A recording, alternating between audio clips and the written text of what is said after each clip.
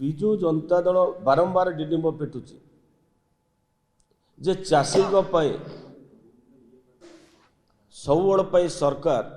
जत्नवान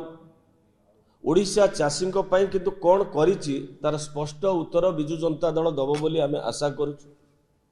27 वर्षर दल 24 वर्षर सरकार किंतु चाषी ये दुर्दशा कौन पाए और एथिपाई दायी किए गोटे स्थिर सरकार चाषी कौन करिछि अंततः पक्षे आज भलिया दिन में जिते से प्रतिष्ठा दिवस पालन करुचंती सेटा स्पष्ट करू जे हाँ आम ओडिशा चाषी यही योजना करिछु एवं आर चाषी उपकृत होइछन। वास्तविक क्षेत्र में सबु समय प्रत्येक वर्ष आम देखिछु एटी गोटे बड़ सिंडिकेट विजु जनता दलर सरकार तैयारी करिछि जो सिंडिकेट रे फूड सिविल सप्लाई मंत्री अच्छा अतनु सब्यसाची नायक एवं agriculture cooperation minister Ranendra Pratap स्वाई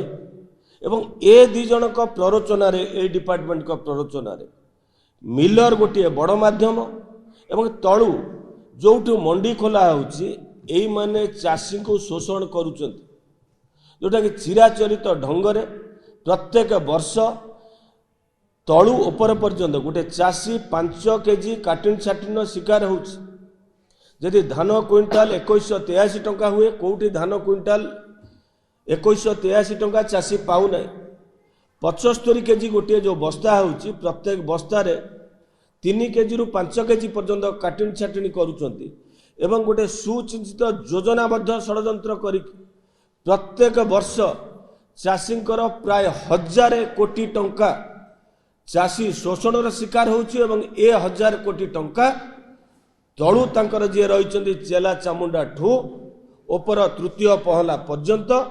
यही दुई मंत्री माध्यम एमाने कलेक्शन करुचंती जोटा कि ताधरे दलीय चांदा मध्य रोची। एक बारंबार कहवा सत्वे सरकार निदा विष्णु कहीं सरकार केवल गोटे कथा करुचंती जे धान संग्रह रे सेमानकर प्रत्येक वर्ष 1000 कोटी टंका नौचंती। आमे बारंबार कहलु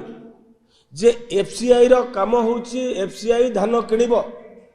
एफसीआई शाल purchase all the paddy from the farmers एटा हाई कोर्ट रो राय किंतु एफसीआई रो जो काम से काम कोन पई सरकार करूची सरकार कोन पई मझिरे ये डीलरशिप टी नौची जदि सरकार अयोग्य ताले से एफसीआई हाथ रे दे दो एफसीआई धान किनिया पई चाषी गटू बाध्य ये होची ओडिशा हाईकोर्ट को राय एवं ओडिशा हाईकोर्ट को राय को मध्य बारंबार भ्रुक्षेप करुचंती कहीं प्रत्येक वर्ष 1000 कोटी टंका एमाने शोषण करुचंती चाषी गटू।